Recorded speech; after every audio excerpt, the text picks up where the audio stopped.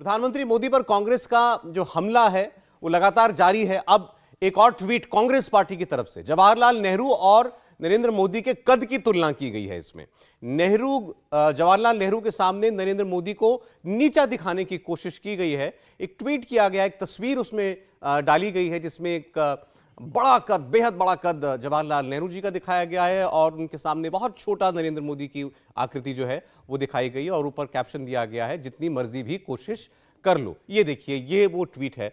अब आज के दिन इन सब चीजों का क्या अभिप्राय है और इससे क्या हासिल होगा? कांग्रेस पार्टी ने आज संसद के उद्घाटन का बहिष्कार किया। पहले इसी की काफी आलोचना हो रही है और आज जब ये उद्घाटन समारोह अब संपन्न हुआ है उसके बाद इस किस्म की राजनीति की अब क्या जरूरत है, इस पर जरूर आज दिन भर बहस चलती रहेगी। और ये तस्वीर जो आपने अभी देखी, आप प्रधानमंत्री के भाषण में ऐसा क्या था जिससे ये तस्वीर लगाने की जरूरत पड़ी कांग्रेस को? या क्या प्रधानमंत्री अपनी तुलना किसी तरीके से जवाहरलाल नेहरू से कर रहे हैं? बल्कि अगर और कुछ दिखता है इसमें तो यह दिखता है कि वो सिंगोल जो जवाहरलाल नेहरू जी को ही भेंट किया गया था, जो उन्हीं को सौंपा गया था 1947 में आजादी के वक्त, उसी सिंगोल को आज लोकसभा में स्थापित किया गया है। तो ये तो नेहरू जी को याद करना है। बिल्कुल, और जो उनकी इच्छा रही होगी नेहरू जी, तभी उन्होंने उसको उस रूप में स्वीकारा।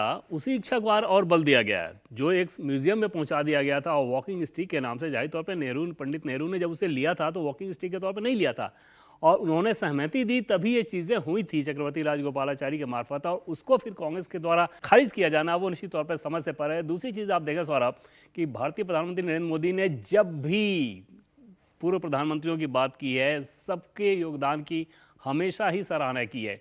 नेहरू की कुछ नीतियों की आलोचना की जा सकती है, लेकिन नेहरू के योगदान को खारिज कर दें, आपको कभी भी ऐसा नहीं लगा होगा कि प्रधानमंत्री नरेंद्र मोदी या किसी और नेता के मार्फत कहा जाए। दूसरी तरफ ये तस्वीर एकदम से उलट है, एकदम से विचित्र किस्म की है और निश्चित तौर पे जैसा कि आप बार बार कह रहे हैं कि वो डाइजेस्ट करना शायद मुश्किल हो रहा है। और इसमें आप ये भी कह सकते हैं सौरभ कि राजनीतिक विश्लेषक के तौर पे देखें तो शायद कांग्रेस पार्टी को समझ में आ नहीं रहा है कि इस पूरे मसले को लेकर क्या करना चाहिए। शुरू में राष्ट्रपति क्यों नहीं उद्घाटन कर रही हैं, उसको लेकर विवाद, उसके बाद सिंगोल को लेकर विवाद, बीच में आया था कि पैसे इतने क्यों खर्च किए जा रहे हैं, फिर आया था कि कोविड के दरमियान ये क्यों हो रहा है।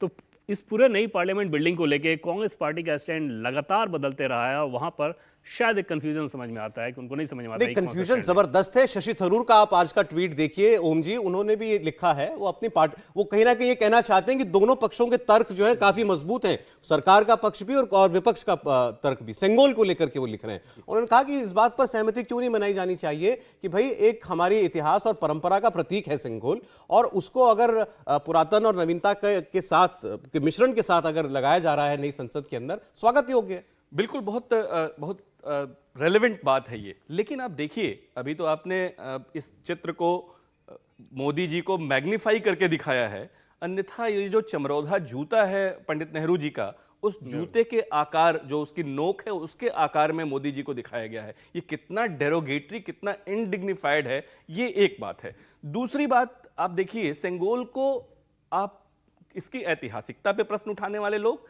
या तो वो पढ़ना नहीं चाहते। मैं कहता हूं एक इतिहास के बड़े सामान्य से विद्यार्थी के रूप में कि आप तिरुक्कुरल साहित्य उठा लीजिए, आप सिलप्पदिकारम और मणिमेकलई, ये दो बड़े तमिल प्रसिद्ध ग्रंथ हैं प्राचीन भारत में, जो संगम काल का जो ग्रंथ हैं, संगम काल में जिस चोल की हम बात कर रहे हैं, उसमें बहुत विस्तार से सेंगोल का पूरा ठीक से वर्णन है, एक एक अध्याय दिया गया है। और केवल ये न्याय के, समृद्धि के प्रतीक के रूप में, और जैसा माननीय प्रधानमंत्री जी ने कहा कि हमें कर्तव्य पथ पे, हमें प्रेरणा देता है, न्याय पथ पे बढ़ने की प्रेरणा देता है, उस रूप में जब इसके दर्शन को देखेंगे और अपने इतिहास से गौरवान्वित होकर नए भविष्य की एक के लक्ष्य की ओर बढ़ेंगे, उसकी दिशा तय करेंगे, ये केवल उसका ही प्रयास है। इसमें पता नहीं किस तरह की राजनीति। कांग्रेस पार्टी का कहना यह है, वो मानते हैं कि सिंगोल की परंपरा रही है चोल साम्राज्य में। वो कहते हैं कि ये कहानी जो बताई गई कि लॉर्ड माउंटबेटन ने कहा नेहरू जी से कि आपके यहाँ सत्ता हस्तांतरण के लिए क्या कोई प्रतीक है, फिर राजा जी को कहा गया, उन्होंने फिर सिंगोल के प्रतीक का चुनाव किया। ये कहां लिखा है और ये कैसे साबित आप करेंगे? इसका कोई प्रमाण दीजिए। वो मांगते हैं कि आदिनम के संतों ने लॉर्ड माउंटबेटन को पहले ये सौंपा, उनके हाथ से लिया, फिर उसको गंगा जल से शुद्ध किया, फिर नेहरू जी को सौंपा।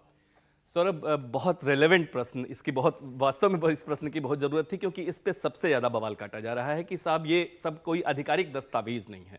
मैं आपके माध्यम से फिर से एक बार अपने दर्शकों को बताऊं कि 14 अगस्त 1947 की परिस्थितियों को याद कीजिए। बात तो ये हो गई थी कि चक्रवर्ती राजगोपालाचारी जी ने सुझाव दिया था, क्योंकि उनको भारतीय परंपराओं की, सभ्यता की, भारतीय इतिहास की, संस्कृति की बड़ी अच्छी समझ थी।